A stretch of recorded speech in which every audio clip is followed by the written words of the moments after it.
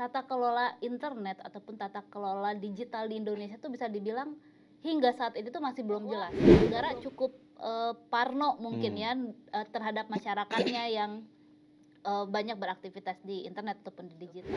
Karena dari dulu advokasi teman-teman itu adalah untuk merevisi total Undang-Undang ITE gitu. Jadi total as in kita mengubah atau menghapus pasal-pasal yang bermasalah. Kalau ngelihat dari profil siapa saja sih orang yang selama ini dikriminalisasi gitu ya atau dilaporkan dengan Undang-Undang ITE, berdasarkan datanya SafeNet ya, selama kita melakukan pemantauan, paling banyak itu sebenarnya warga biasa aja kayak kita ini. Di masyarakat itu ada perempuan, ada keberagaman gender yang lain yang mungkin bisa lebih rentan dan bisa lebih terdampak gitu ya ketika regulasi tersebut diterapkan. Jika opini ataupun ekspresi dibatasi ataupun dilimitasi oleh negara, dibungkam seperti itu, memang akhirnya itu merefleksikan bagaimana kondisi demokrasi yang terjadi di negara tersebut kan, termasuk misalnya di Indonesia.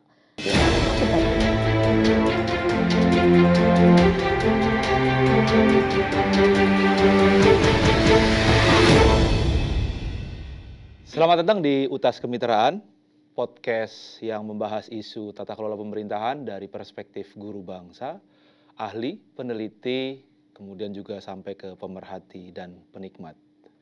Siang hari ini kita akan diskusi bersama Nenden Sekar Arum, Direktur Eksekutif SafeNet. Nah, sebelum kita berbicara dengan atau ngobrol dengan Nenden, SafeNet ini adalah organisasi yang kemudian juga salah satu fokusnya adalah memastikan hak kebebasan berekspresi, terutama di dunia maya. Bukan begitu ya, Nenden? Betul sekali, Oke. 100. 100, siap. Boleh cerita soal SafeNet itu apa, Nenden? Ya, tadi udah sempat di-mention ya bahwa SafeNet itu memang sebuah organisasi yang sebetulnya tidak hanya di kebebasan berekspresi, tapi kita mempromosikan dan memperjuangkan hak-hak digital yang merupakan bagian dari hak asasi manusia. Jadi SafeNet fokusnya selain kebebasan berekspresi juga kita mengadvokasi soal isu akses internet, kemudian rasa aman di internet gitu ya. Jadi ketika ada laporan misalnya terkait internet shutdown atau pemutusan internet, kemudian ada kriminalisasi ataupun ada serangan digital kepada masyarakat umum ataupun aktivis, SafeNet juga mendampingi dan juga menangani kasusnya. Kurang lebih seperti itu. Oke, jadi banyak sekali kerjanya ya, spektrumnya. Ya, lumayan. Tapi wilayah kerjanya lebih banyak di dunia Di isu digital gitu ya. betul sekali. Oke, sebelum kita geser ke diskusi, kan kalau di tahun-tahun sebelumnya gitu ya, atau sejarah panjang SafeNet itu selalu identik dengan Mas Damar gitu ya. Ya. Dan Nenden kan berarti udah berapa lama Nenden jadi direktur eksekutif? Kurang lebih 8 minggu ya. 8 minggu ya, Ya. fresh from the oven berarti. Iya, betul. Sebelum jadi direktur eksekutif, Nenden juga pernah menjadi jurnalis ya. Betul. Nah, dari jurnalis yang kemudian bekerja dengan tenggat gitu, dengan banyak isu yang dikawal dan lain sebagainya, terus kemudian beralih menjadi SafeNet yang fokusnya jelas. Boleh cerita nggak? Ya, betul. Jadi memang awal karirku tuh sebagai jurnalis di sebuah harian di Jakarta seperti itu. Tapi memang meskipun background profesional di jurnalis, tapi kalau dilihat memang background pendidikanku sebenarnya lekat ke teknologi dan digital ya, bisa dibilang seperti itu. Jadi memang meskipun bekerja sehari-hari berburu berita lah bisa dibilang seperti itu, tapi interest ataupun hobi itu sebenarnya lebih lekatnya ke dunia digital dan teknologi. Makanya sebetulnya sambil bekerja pun sambil tetap mengikuti perkembangan isu teknologi gitu ya. Nah kemudian memang saat itu lagi rame juga tuh di 2014-2015 itu soal isu revisi UU ITE waktu itu. Ada pasal 27 ayat 3 ya terkait pencemaran nama, dan itu lagi rame-ramenya juga diadvokasi oleh teman-teman jurnalis, teman-teman blogger yang merasa itu berpotensi bisa mengkriminalisasi mereka seperti itu. Aku sebagai jurnalis juga termasuk merasa akan terdampak gitu ya dalam isu tersebut. Makanya mulailah melihat ada apa sih misalnya dengan situasi di Indonesia saat itu gitu ya. Dan kemudian kebetulan sekali waktu itu jadi ada opening rekrutmen untuk volunteer dari SafeNet gitu ya, yang waktu itu cukup baru juga, masih baru juga. Terus ngelihat ternyata di sana banyak juga teman-teman jurnalis dan teman-teman blogger yang tergabung, dan akhirnya ya sambil mengisi waktu luang waktu itu ya, gimana juga sambil, menyalurkan hobi juga mungkin ya untuk melihat isu-isu digital, akhirnya mendaftar sejak 2016 waktu itu dan sampai saat ini akhirnya, full time lah bisa dibilang seperti itu di SafeNet. Berkecimpung di dunia Betul. digital ya. Jadi alasan utamanya berubah jadi dari jurnalis kemudian menjadi aktivis di SafeNet dan berkecimpung di dunia digital itu apa sebenarnya? Kekhawatiran sebetulnya ya, kekhawatiran terhadap situasi dunia digital, hubungannya banyak banget ya soal bagaimana perkembangan teknologi, bagaimana kemudian ternyata ada regulasi. Dulu dulu sih peduli amat gitu soal hukum-hukum undang-undang gitu ya, karena memang, cukup jauh lah gitu, misalnya tidak berkenaan langsung ya dengan, isu-isu regulasi gitu. Tapi ternyata kemudian waktu menjadi volunteer di SafeNet itu belajar banyak gitu dan kemudian melihat bahwa isu ini tuh sangat besar dan sangat, bisa berdampak ya kepada masyarakat yang lebih luas gitu, sehingga akhirnya merasa kayaknya perlu nih, aku berbuat sesuatu gitu ya, bisa dibilang seperti itu waktu itu untuk, mau gak mau ini pasti akan berdampak kepada diriku sendiri juga gitu ya, sehingga mulai saya itu mulai, eee, belajar gitu ya, kemudian mulai memfokuskan diri juga untuk, isu-isu hak digital atau bisa dibilang, mencoba ikut ya dalam gerakan advokasi gitu ya terkait isu ini. Hmm. Berarti ada problem besar di dunia digital ya, Betul. Nenden ya. Kalau kita bicara dunia maya ini sebenarnya dunia baru ya, pasca ada Mhm, internet gitu. Ini terus kemudian menjadi ruang yang besar betul. dengan tata kelola yang juga sangat luas spektrumnya Mhm, gitu ya. Nah, menurut Nenden problem utama di dunia digital mhm. saat ini itu apa? Tadi udah di-mention sebetulnya soal tata kelola. Hmm. Tata kelola internet ataupun tata kelola digital di Indonesia tuh bisa dibilang hingga saat ini tuh masih belum jelas. Kita belum tahu nih negara tuh mau ngapain di, dunia digital gitu ya. Bagaimana kita juga bisa melihat, regulasi disusun pun sepertinya masih parsial gitu ya. Hmm. Jadi kayak ngurus UU ITE, kemudian UU PDP, kemudian undang-undang apa lagi yang mungkin, dirasa perlu untuk membatasi, aktivitas gitu ya, masyarakat di dunia digital seperti itu. Karena tidak jelasnya ataupun masih kurang, masih sumir gitu ya bagaimana, road ataupun tata kelola internet yang ada di Indonesia ini itu salah satu hal yang kemudian berkontribusi, kepada bagaimana negara melihat misalnya ataupun bagaimana negara memperlakukan dunia digital yang seharusnya menjadi space yang terbuka ya sebetulnya Hmm. untuk masyarakat gitu ya, untuk menyuarakan, aspirasinya, berekspresi dan macam-macam. Tapi itu karena ternyata masih bisa dibilang bingung gitu ya untuk memperlakukan hal ini, ya akhirnya, mau gak mau, pendekatannya lebih banyak ke misalnya, dalam konteks keamanan misalnya, ya udah yang penting aman dulu gitu ya. Sehingga banyak regulasinya lebih banyak pada aturan untuk, melimitasi gitu ya ataupun,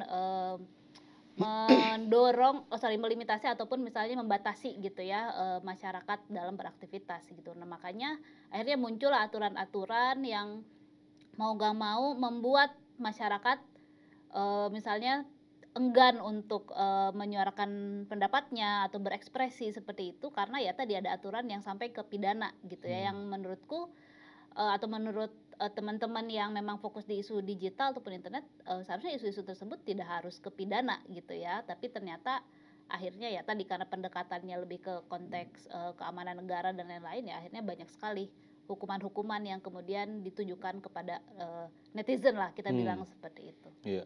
Berarti pendekatannya pendekatan ke keamanan ya, Nenden Betul. ya. Sebenarnya itu berlebihan Hmm, atau itu memang idealnya seperti itu dalam hmm, konteks misalnya perspektif hmm, Nenden dan teman-teman yang bekerja di dunia digital gitu ya. hmm.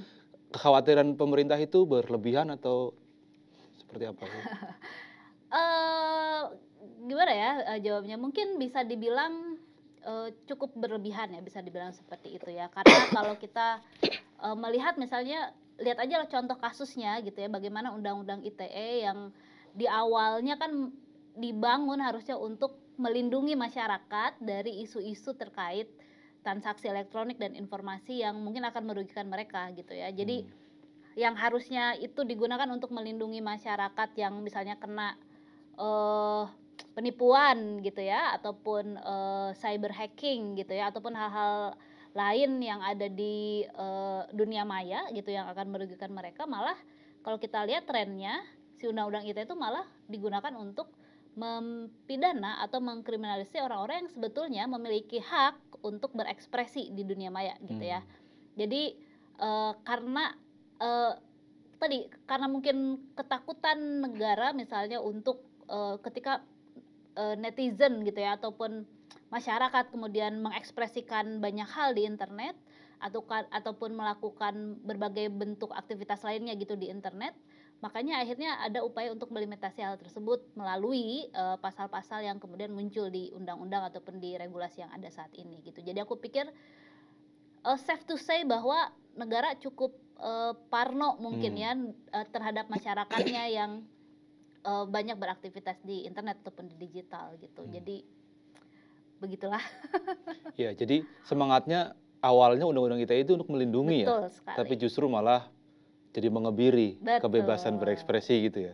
Nah, kalau menurut Nenden, tren ini apakah hanya terjadi di Indonesia atau Asia Tenggara juga mengalami atau bahkan dunia gitu? Seperti apa Nenden? Sayangnya, dan ini bad news bisa dibilang kayak gitu ya, ternyata tren ini memang tidak hanya terjadi di Indonesia, bahkan sampai di level global pun mengalami hal yang sama gitu. Jadi kalau kita lihat dalam 10 tahun terakhir di beberapa riset, misalnya Freedom on the Net yang dikeluarkan oleh Freedom House memang mencatat setidaknya dalam satu dekade ini ada penurunan kebebasan di internet gitu yang memang terjadi di dunia gitu ya secara global gitu.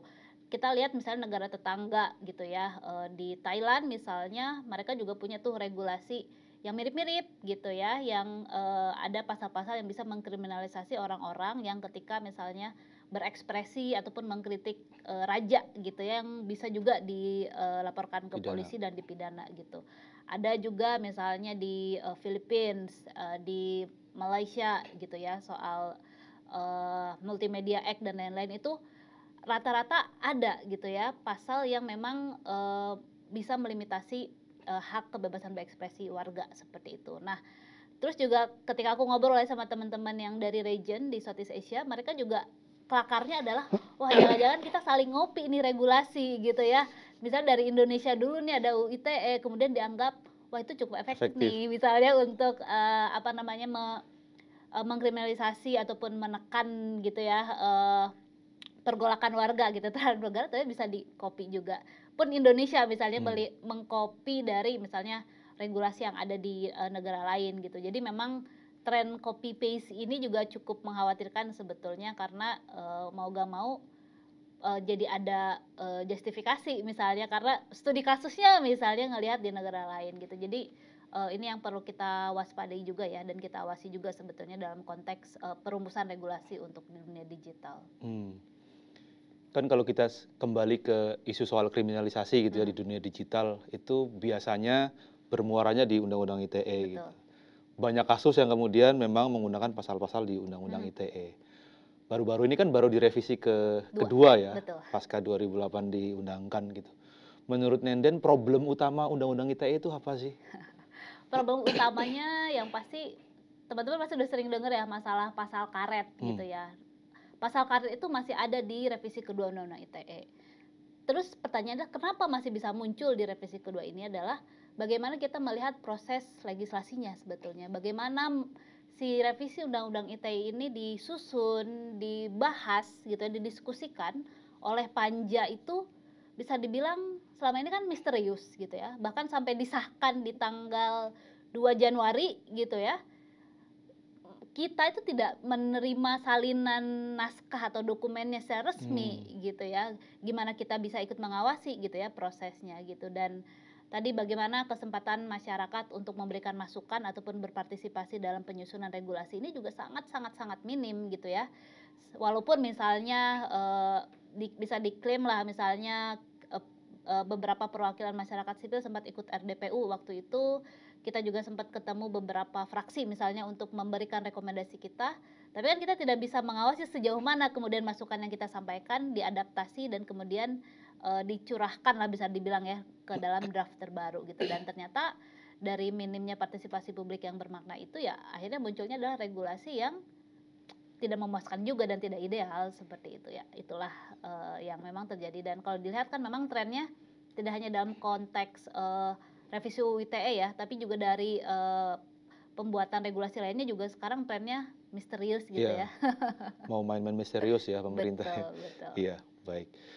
Ini kan bicara Undang-Undang ITE kan perubahan kedua. Tadi Neden juga menyebut sebelumnya ada pasal karet. Betul. Di revisi yang kedua ini apakah pasal karetnya lebih sedikit atau justru lebih pedas nih karena makin banyak gitu? Kalau dulu karetnya 1, sekarang karetnya 2 kali Wah, ya, gitu. istimewa Tambah berarti. istimewa ya, gitu. Jadi kalau kita lihat memang hasil analisis dari teman-teman juga kita melihat ternyata masih ada pasal-pasal karet dan pasal-pasal bermasalah yang di Undang-Undang ITE yang selama ini memang kita perjuangkan untuk dihapus gitu. Karena dari dulu advokasi teman-teman itu adalah untuk merevisi total Undang-Undang ITE gitu. Jadi total as in kita mengubah atau menghapus pasal-pasal yang bermasalah. Karena kan yang kita perjuangkan tuh gak cuman 2 pasal soal pencemaran nama dan juga pasal ujaran kebencian ya, tapi ada pasal-pasal lain yang berhubungan misalnya dengan pengancaman, misalnya tentang pemutusan akses gitu dan lain-lain gitu ya. Tapi nyatanya pasal-pasal yang kita dorong untuk diubah ataupun direvisi itu masih ada gitu ya. Dan bahkan misalnya ketika memang Panja itu mengklaim bahwa sudah diubah kok pasal pencemaran nama gitu ya, yang selama ini memang sering banyak digunakan misalnya dengan rumusan yang lebih detail misalnya seperti itu, karena mengajuk ke KUHP dan dibilang ini akan menjadi pasal transisi gitu ya, dan akan misalnya dihapus gitu ya ketika KUHP berlaku. Di satu sisi juga kita lihat bagaimana misalnya si KUHP-nya gitu, karena kan ini dihapus akan balik ke KUHP gitu ya, dan kita lihat lagi bagaimana misalnya si KUHP yang barunya juga apakah sudah ideal apa belum. Belum lagi kita melihat misalnya ada pasal dari KUHP kemudian ditambahkan ke UU ITE, misalnya soal pasal informasi bohong gitu. Nah itu juga hasil analisis cepat teman-teman, itu juga berpotensi menjadi pasal karet yang bisa dimanfaatkan gitu ya untuk mengintimidasi atau menjerat gitu ya teman-teman yang aktif di media sosial. Belum lagi soal pasal pembatasan akses gitu yang selama ini menjadi justifikasi untuk melakukan internet shutdown misalnya di Papua, masih ada di sana gitu ya. Jadi ya masih jauh dari kata ideal bisa dibilang seperti itu ya hasil dari revisi kedua UU ITE. Berarti revisi Undang-Undang ITE yang kedua ini justru tetap sama ya, tingkat bahkan lebih gitu ya? Bisa jadi lebih Karena pedas gitu ya. karena ada penambahan-penambahan yang kemudian juga bisa menjerat lebih banyak lagi gitu. Berarti kita semua nggak aman dong, Den? Bisa dibilang kayak gitu ya sebetulnya, karena kalau ngelihat dari profil siapa saja sih orang yang selama ini dikriminalisasi gitu ya atau dilaporkan dengan Undang-Undang ITE, berdasarkan datanya SafeNet ya, selama kita melakukan pemantauan, paling banyak itu sebenarnya warga biasa aja kayak kita ini gitu, yang memang hobi kadang komentar di medsos kan ya udah biasa ya gitu, curhat ataupun misalnya ngomentarin sesuatu gitu. Warga negara atau netizen gitu tuh memang yang paling banyak kemudian rentan dilaporkan dengan UU ITE gitu. Jadi kalau ditanya apakah kita aman, ya gimana ya, selama kita bisa mengakses internet, kita beraktivitas, risiko untuk dilaporkan dengan undang-undang itu tuh masih sangat besar gitu. Jadi agak cukup menyedihkan sebetulnya. Berarti apa yang harus dilakukan sebagai warga plus 62 untuk berflower ya? berflower untuk memastikan bahwa Undang-Undang ITE itu tidak menjerat kita sebagai warga biasa gitu?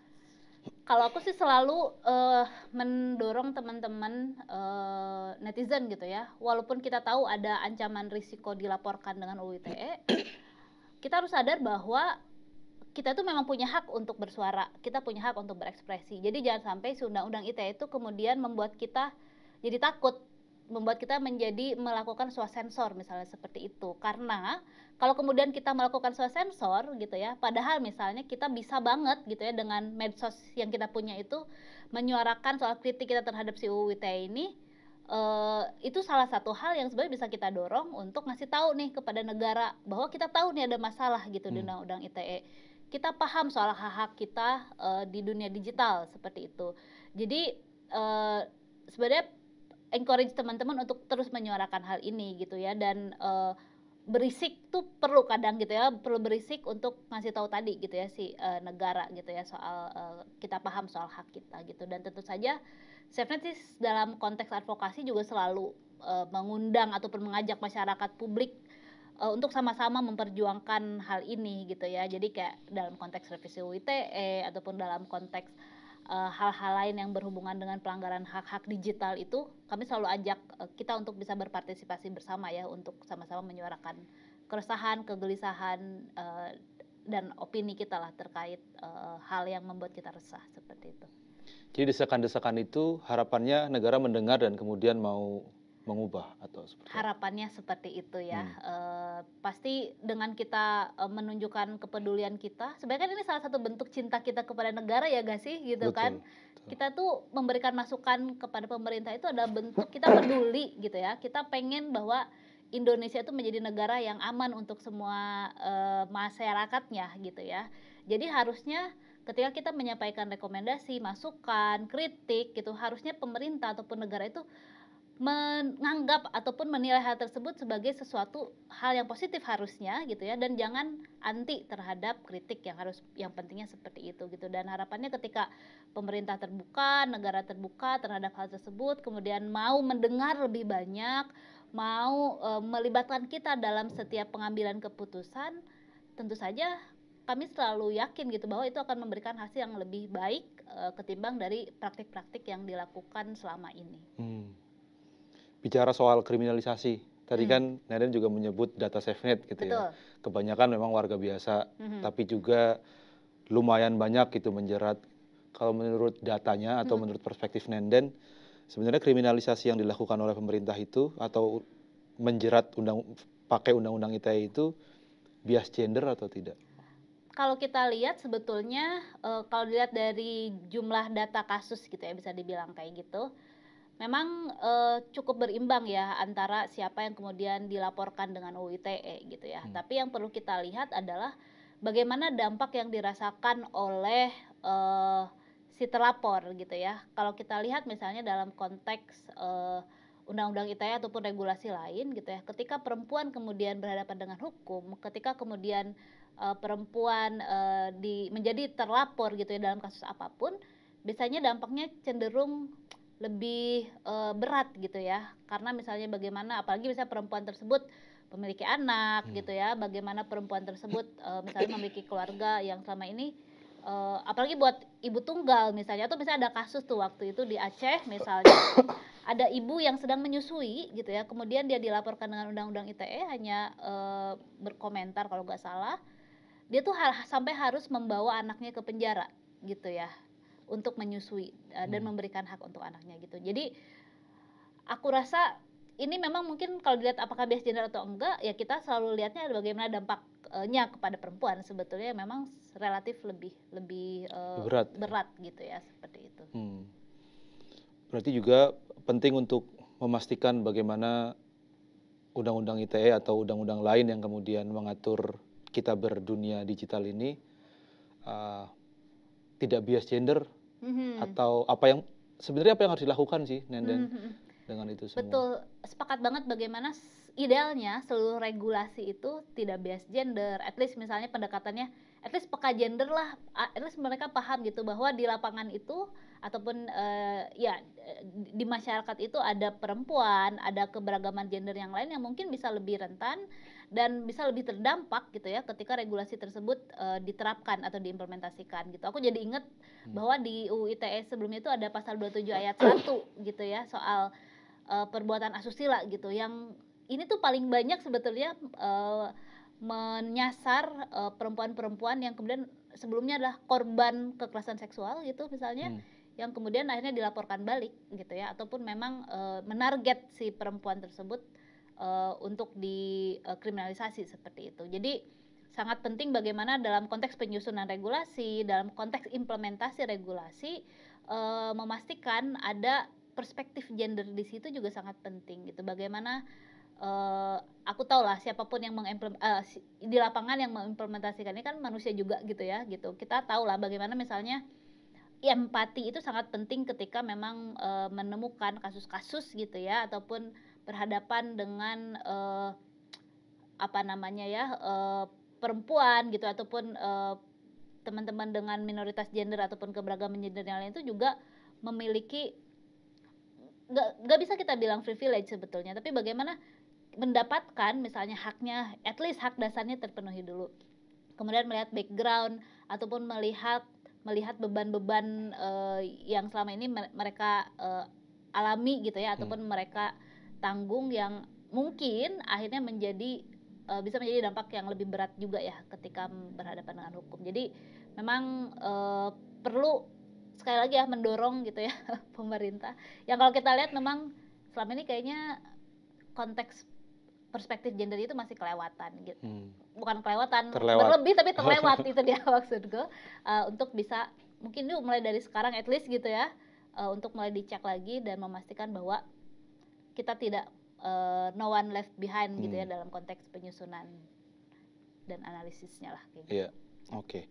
Kalau bicara dunia digital itu kan penduduknya juga banyak banget nih, Nenden. Ya hampir sama gitu ya dengan penduduk real di Indonesia gitu bahkan ya. lebih. Bahkan lebih ya. Betul, bahkan lebih gitu. Dan mayoritas kan memang karena memang bonus demografi. Mayoritas pasti anak muda gitu. Anak muda itu terkenal lebih aktif, terus kemudian juga sering mencuit, sering memposting dan sebagainya gitu-gitu. Sebenarnya apa yang bisa dilakukan anak muda untuk memastikan bahwa kehidupan mereka di dunia digital itu aman, dan apa yang bisa dia usulkan ke pemerintah untuk memperbaiki ini semua? Ya, sekarang itu anak muda, orang muda itu sebetulnya memiliki, kalau aku melihat memiliki potensi yang sangat besar gitu ya untuk mendorong perubahan kebijakan di Indonesia gitu ya. Bagaimana sebetulnya mereka adalah orang-orang yang lebih paham terhadap dunia digital ya harusnya saat ini gitu. Betul. Mereka keep up dengan teknologi terkini dan lain-lain gitu ya. Makanya harapannya sebetulnya ketika kita juga masih orang muda kan sebetulnya. Iya, masih orang muda. Mau sama-sama bersuara dan menyuarakan kegelisahan terkait kebijakan ataupun regulasi gitu, dan mau sebetulnya peduli pada diri mereka sendiri dan juga peduli kepada sesama gitu, dan soal kondisi terkini di Indonesia. At least gitu kan kita tahu ya, ada jargon di Indonesia itu no viral no justice gitu ya.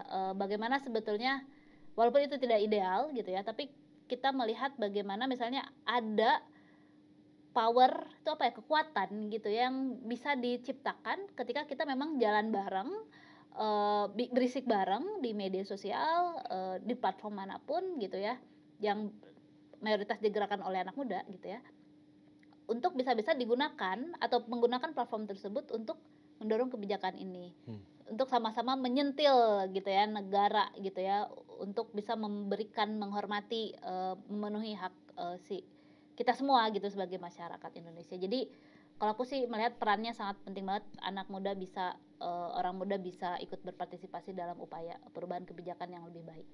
Salah satunya dengan berisik itu tadi ya. Berisik, oke lah. Berisik gak asik soalnya. Berisik nggak asik.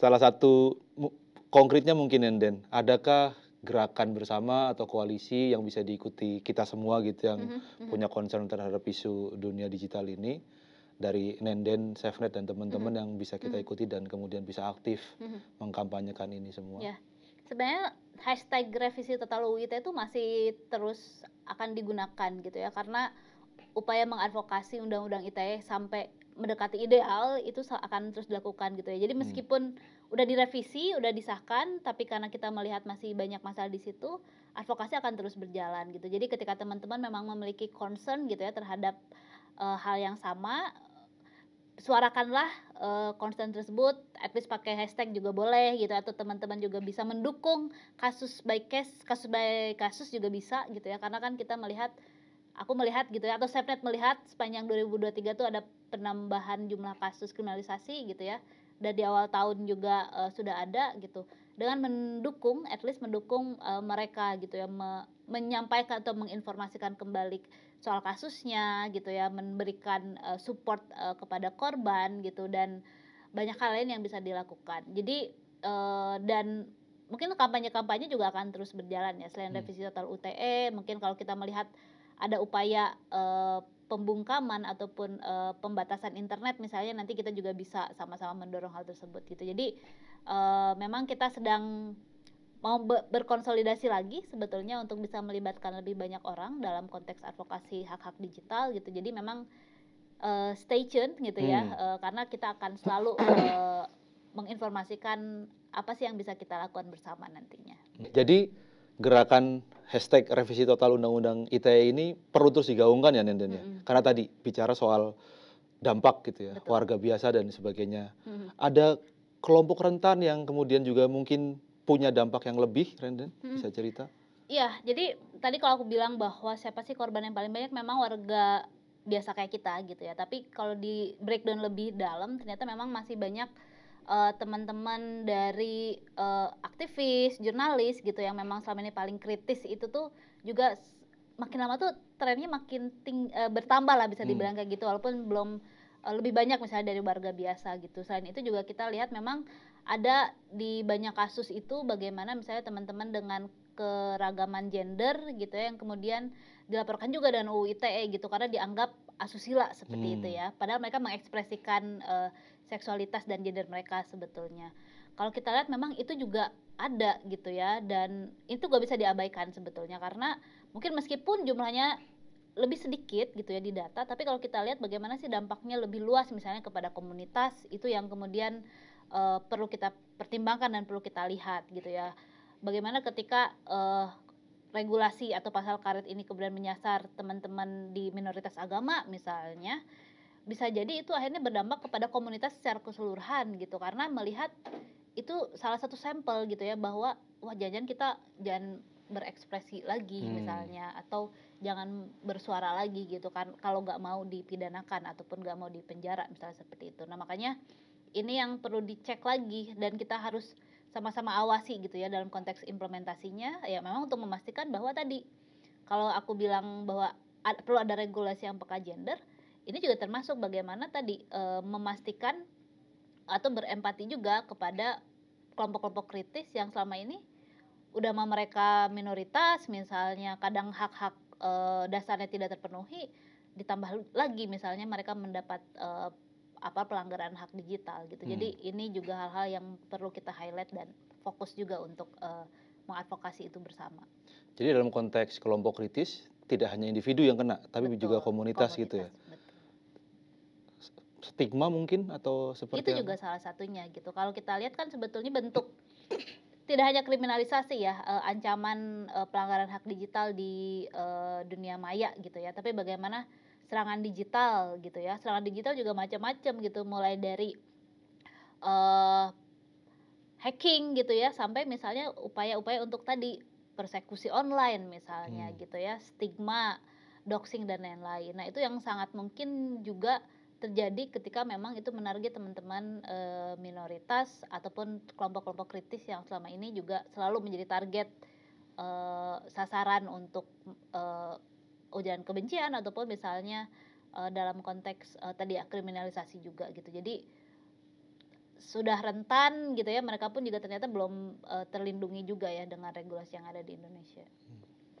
Nah, berbicara sedikit ke lebih apa ya, lebih konseptual atau lebih tinggi gitu ya, bicara berarti kan sebenarnya kebebasan ekspresi itu kan part of pilar demokrasi. Betul.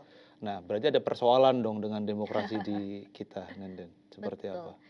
Bisa dibilang kayak gitu. Jadi kita melihat memang ada kemerosotan demokrasi ya bisa dibilang kayak gitu ya, atau kemunduran bisa dibilang seperti itu, bahwa ketika opini ataupun ekspresi dibatasi ataupun dilimitasi oleh negara, dibungkam seperti itu, memang akhirnya itu merefleksikan bagaimana kondisi demokrasi yang terjadi di negara tersebut kan, termasuk misalnya di Indonesia. Upaya pembungkaman terhadap opini, ekspresi itu kemudian memang menunjukkan bahwa negara kok sudah tidak terbuka gitu. Bagaimana mereka tidak mengakomodasi kepentingan rakyatnya misalnya, karena mulai muncul gejala-gejala misalnya otoritarianisme gitu ya, yang pengennya membatasilah segala segala lini kehidupan masyarakatnya gitu. Jadi bisa dibilang ini berbanding lurus ya, ketika kondisi kebebasan berekspresi itu menurun, maka kondisi demokrasi pun menurun juga. Pasti terganggu gitu Pasti ya. terganggu, betul. Nah, dalam konteks demokrasi kan sebentar lagi mau ada pesta begitu ya, pesta demokrasi, sedang ingar-bingar dengan capres cawapres dan sebagainya. Ada 3 calon. Menurut Nenden, melihat dari visi misi mereka, masa depan demokrasi atau masa depan kebebasan berekspresi kita akan seperti apa? Kalau kita lihat misalnya dari dokumen-dokumen visi misi dan program kerja capres cawapres gitu ya, kalau kita lihat memang adalah keyword-keywordsnya lah ya terkait demokrasi misalnya seperti itu. Tapi kan yang perlu kita lihat itu kan tidak hanya dari dokumen ya gitu ya, Betul. tapi bagaimana rekam jejak, bagaimana kemudian nanti mereka bisa mengimplementasikan program kerja gitu ya. Kalau kalau kita melihat dari kacamata ideal sih tidak ada yang ideal ya dari antara ketiga capres cawapres itu gitu ya. Makanya memang agak sedikit mengkhawatirkan gitu ya. Dan kita kan juga bisa bilang tidak bisa apa ya 100% gitu ya bergantung kepada mereka gitu, walaupun memang mereka memiliki apa ya bisa dibilang kewenangan sebetulnya nanti untuk membawa mau ke mana sih wajah negara kita, bagaimana sih nilai-nilai demokrasi yang ada di Indonesia gitu. Jadi memang ini suatu kekhawatiran bersama juga ya kita sebagai masyarakat Indonesia untuk melihat bagaimana masa depan demokrasi seperti itu. Ini kan akan ada pemilihan dan pasti dari 3 itu terpilih, Nenden. Iya. Nah, biasanya kalau sudah terpilih itu punya program prioritas 100 hari begitu. Nah, kalau Nenden dan koalisi teman-teman yang concern di isu digital gitu, punya kesempatan untuk menyampaikan program prioritas yang harus dibenahi dalam konteks kebebasan berekspresi, kira-kira apa yang akan disampaikan? Ya, yang paling gampang mungkin ya bisa dibilang kayak gitu kan, sebenarnya udah ada beberapa capres cawapres kemudian mulai mention gitu terkait UU ITE misalnya seperti itu. Tentu itu akan kami tagih lah, bagaimana misalnya upaya untuk melindungi kebebasan berekspresi, upaya untuk mendekriminalisasi ekspresi ataupun aktivitas di dunia maya, itu menjadi salah satu hal yang perlu kita dorong terus dan desak gitu ya kepada siapapun nanti yang terpilih. Termasuk misalnya karena SafeNet fokus di isu hak digital, juga bagaimana mereka bisa meng-acknowledge atau mengadaptasi gitu ya soal hak-hak digital ini gitu ya. Karena kalau kita lihat mereka sih mention gitu internet, digital, tapi belum ada perspektif hak digitalnya untuk memastikan pemenuhan hak-hak kita gitu ya ketika beraktivitas ataupun memanfaatkan teknologi informasi untuk kesejahteraan kita semua gitu. Jadi itu yang mungkin perlu kita dorong, cek lagi gitu, dan tentu saja kalau bisa kita rekomendasikan banyak hal sebetulnya itu salah satu hal yang SafeNet ya, kalau sebagai SafeNet sebagai lembaga yang mungkin akan kita sodorkan lah kepada siapapun nanti yang kemudian memimpin Indonesia. Memberikan hak digital kepada setiap warganet ya. Betul, bisa dibilang kayak gitu. Nah, tadi perspektif SafeNet. Kalau saya pengen tanya perspektif Nenden, kira-kira kan Nenden sekarang terjun di isu dunia digital ya dan fokus dan sebagainya. Nenden pengen melihat dunia digital kita 5, 10 sampai mungkin 20 tahun ke depan menjadi seperti apa? Kita tahu dari dulu internet itu adalah sebuah alun-alun gitu ya, yang dimana masyarakat bisa bebas melakukan aktivitas apapun di sana, berekspresi, mau jualan, mau dagang, mau ngapain gitu ya, di suatu tempat public space lah bisa dibilang kayak gitu. Pengen banget melihat bahwa ketika kita melakukan aktivitas apapun di dunia digital, kita merasa aman dan nyaman. Kita nggak ada lagi ketakutan atau kekhawatiran bahwa kalau mau bikin postingan ini kira-kira ditangkap polisi apa enggak gitu. Pengennya nggak ada lagi perasaan-perasaan seperti itu. Dan tentu saja bagaimana kita tahu konteks keamanan siber misalnya ataupun serangan-serangan digital yang marak saat ini pun pengennya sih nggak ada lagi gitu. Jadi kita mau mengekspresikan diri kita mau mencapai potensi kita setinggi-tingginya dengan dunia digital ataupun internet itu akan kita miliki atau kita dapatkan dengan hati yang senang ya, karena tidak ada kekhawatiran soal upaya-upaya kriminalisasi, serangan digital, dan upaya-upaya pembatasan lainnya. Ya, ibaratnya seperti alun-alun tadi Nenden ya. Ya. Jadi alun-alun itu kan tempat untuk berekspresi ya, Betul. dan orang bebas berinteraksi, berekspresi, dan kemudian tidak perlu khawatir, apalagi takut dikriminalisasi gitu ya Nenden ya. Oke, makasih Nenden, dan sukses terus bersama SafeNet dan koalisinya. Terima kasih. Kita berharap semoga ke depan dunia digital kita jauh lebih sehat dan jauh lebih baik lagi. Sampai ketemu lagi Nenden. Demikian diskusi dengan Nenden Sekar Arum, Direktur Eksekutif SafeNet. Perspektifnya soal dunia digital menarik dan ada PR besar buat kita bersama untuk memastikan dunia digital Indonesia ke depan lebih baik dan lebih sehat lagi. Dalam konteks demokrasi, kita akan tercatat sebagai negara demokrasi terbesar ketiga di dunia. Nah, pertanyaannya apakah Indonesia bisa memastikan kita layak menyandang sebagai negara demokrasi dengan memberikan hak-hak berekspresi. Karena salah satu pilar demokrasi adalah kebebasan berekspresi. Atau sebaliknya, atas nama pengaturan, atas nama menjaga keamanan negara, mengebiri dan mengkriminalisasi warganya sendiri. Sampai ketemu di Utas Kemitraan selanjutnya.